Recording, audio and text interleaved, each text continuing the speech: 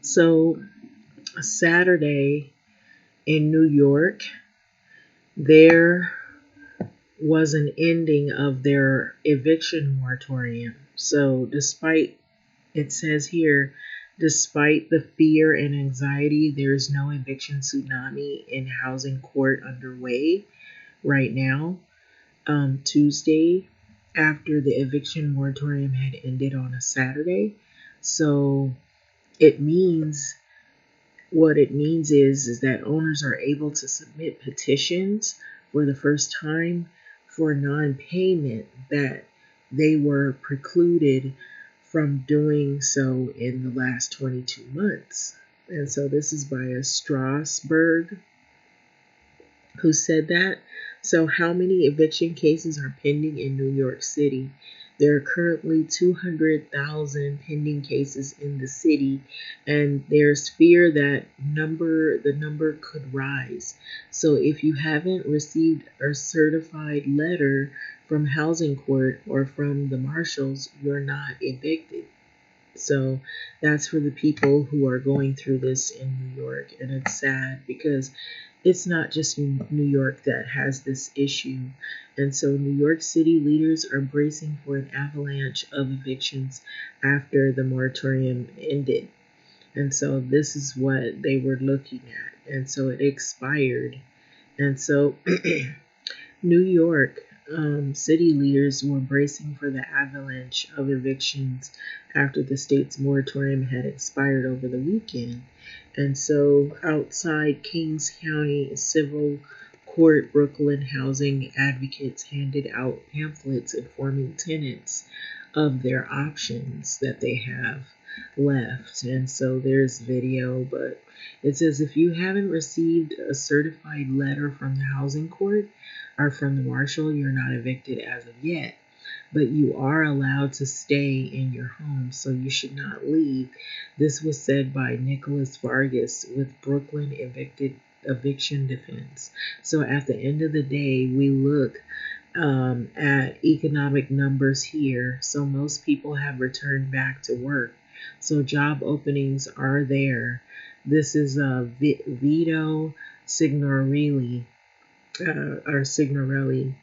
I may not have said that correctly, the last name, but with the Rent Stabilization Association. So legal experts say as long as the tenants are eligible and have applied to the emergency rental assistance program, they can't be evicted. And so I believe it's rent relief program in New York, and it's the same like in LA County. They have a rent relief program, and usually the landlords, they agree, depending on good cause, that they won't evict you as long as they know that you are filling out the form and it's completed and you qualify, and if you have a job or you go back to work and tell them that you're willing to pay your back rent. If you are communicating with your landlord. People, however, that weren't paying anything, a lot of those people got evicted, unfortunately, or they might be looking at eviction possibly unless they go seek some type of legal help, or if they apply for these programs that kind of will shield them to try to help them be able to stay housed. But here in South Los Angeles, you would have had to pay a quarter of your rent. You would have had to pay each month a quarter of your rent. Show that you're trying to make efforts to pay. It doesn't matter how little, as long as you are making efforts to pay. It's better than zero. So that's pretty much, but there was some situations where people lost their jobs and they couldn't pay, and so maybe they had to rely on other means, or it took a while to fill out paperwork to get on these rent help programs. There might have been barriers that were in the way. So everybody's stories are different. But this is the big thing that people are looking at now, and so there's some kind of news thing with it, and I'm not playing it. So yeah, so this is a big thing that's going on right now, and it's sad because Some of these people, where they're at, this is probably where they've been. They probably couldn't really afford to move anywhere, so they've been there maybe a number of years. I've heard some crazy stories that have come from out of all of this.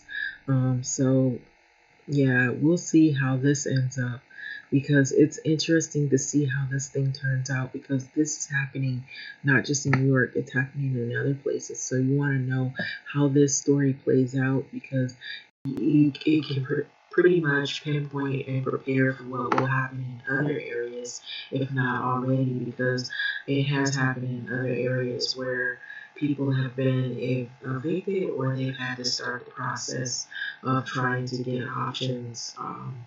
And then you see stories where people are really just trying to pay the back rent, and the difference of whatever they owe of the rent relief will kick in.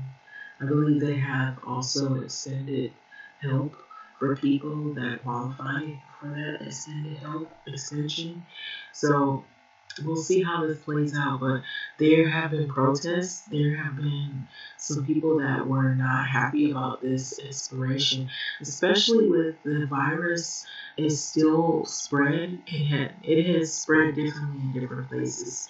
I've heard stories where they said there's been a drop in the numbers of people who've been infected with Omicron or with the COVID, and then there's been some deaths.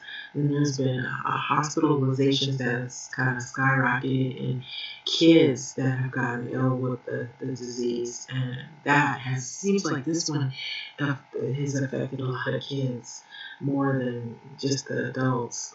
It seemed like the Delta and the other ones before were affecting more the adults. That's what it was like. But this pandemic, it doesn't look like it's really going to end. You know, they keep putting these articles out, and it's wishful thinking. But, you know, I think the concern is that since this thing spread so quickly, if, you know, you got other places that don't have a lot of immunity, which they keep putting articles saying, oh, if you have this, you caught this, you got natural immunity and super immunity and all this stuff. And I feel like they want to try to print all this happy stuff, because people are like burned out from this virus, because we're in the third year of this. It has made a lot of change. Even with a mild virus, it has caused so much to happen. You know, people have to take off work, they're getting tested every week, people have lost jobs, people just gave up. You know, there's been a lot of spikes in crime now. This is with a mild, what they claim is mild. This is not really mild, because now you have eviction going on. It hasn't been mild at all. I don't consider it mild. That's just my thinking, you know, what you would think. But it's not mild, not because it is this pandemic has created a lot of havoc for a lot of people, unfortunately. And it just doesn't seem like it's ever gonna end. But you know, I just know that whatever people do is to do the right things as safe as possible, and just stay aware, like be, you know, alert at what's going on. And I think a lot of people are starting to see, you know, yeah, it's best to just like always be in the know. That's one of your lines of defense, you know, because if you don't know what's going on and stuff comes at you and you're unaware, you know, it seems like there's a new rule every week on this. Yeah, so I am curious to see how this thing plays out, but I know there are a lot of disappointed people right now, and a lot of people, and I feel like it makes the homeless situation worse. When you have all these evictions, it's like, it almost feels like they should stop this stuff and be like, wait a minute, we have a homeless issue, and now we're talking about evicting more people. This is going to make homelessness skyrocket and get worse, not better. So I'm gonna let this go. But this, you know, this is, to me, it's really sad that a lot of this stuff is happening. But I want to see how this thing, how it plays out, because this is not just in New York. It seems like it's all over the country. Everywhere I've looked, there's some kind of issue with people getting evicted during this pandemic, and so you can see how this is playing out everywhere in everybody's life.